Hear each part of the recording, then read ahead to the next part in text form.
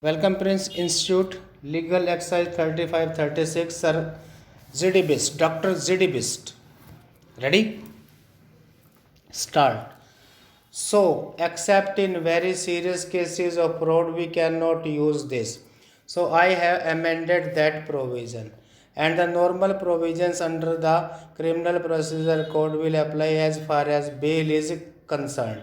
Now, the provisions are being amended were referred to by Shri Rahman Khan are relating to the mandatory capital limit.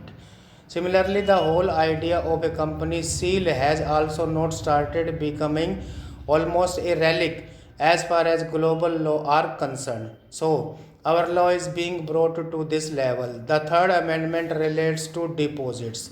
If there is a prohibition in accepting deposits and if company violates that and still accept deposits, a provision was enacted but punishment for violation was forgotten to put in. So that gap has to be filled up by virtue of an amendment. The next provision is with regard to inspection of records of companies. Now, AGM resolutions are meant for public display, but board resolutions are not. A board resolution of company may actually contain confidential things. You have a private company or a public company, its entire corporate strategy may be contained in the board's resolution.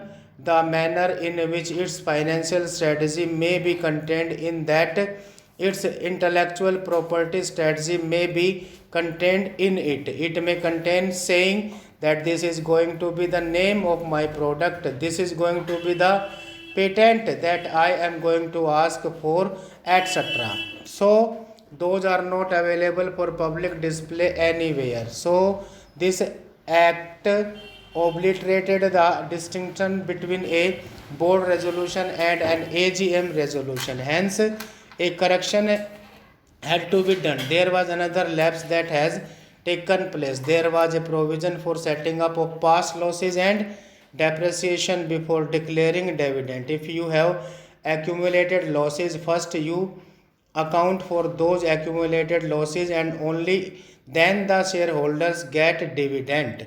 Now, this provision was put under the rules without putting it in the act. So, the gap as far as drafting is concerned has to be rectified. Similarly, there is a transferring equity shares for which unclaimed dividend has to be transferred to the investor education fund.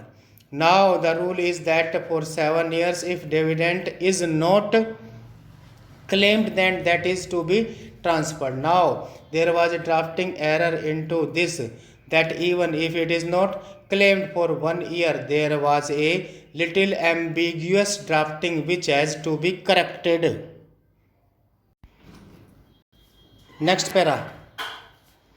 Sir, I support the black money bracket undisclosed foreign income and assets and imposition of tax bill 2015. As our leader has said, the Congress party fully supported this bill. At the same time, we have to bring up certain deficiencies which are there to be rectified in future amendments.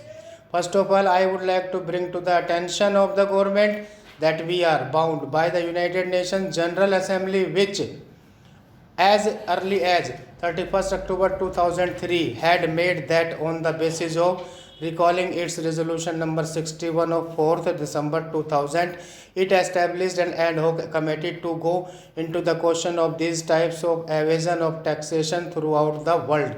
It happened for 3 years by having different types of meetings, and finally they came forward with the United Nations Convention Against Corruption. I would just quote the beginning of the preamble. I quote, concerned about the seriousness of problems and threats posed by corruption to the stability and security of societies, undermining the institution and values of democracy, ethical values and justice, jeopardizing sustainable development and the rule of law. This is where the government has it. All the state parties of the convention have signed it. 140 countries have signed this convention. On that basis, different levels of discussions were going on And finally they came out with different topics and chapters, so to say, covering about 71 articles in different ways. State parties have to follow it in their own countries. I find that this particular bill, which is coined as the black money bill bracket undisclosed foreign income and assets bracket close and imposition of tax bill, is very fragile, and it is only an extension of section 139 of the Income Tax Act. Section 139 is very clear in stating that the filing of income tax return is compulsory. In various cases, they are saying that. Finally, sub clause 4 provides that any asset, including financial interest in any entity located outside India or signing authority in any account located outside India, is required to file a return of income in prescribed form compulsorily, whether or not B has the income chargeable to X. But if you see that the present act, it defines as to why this particular act has been brought out in India after many years. Stop.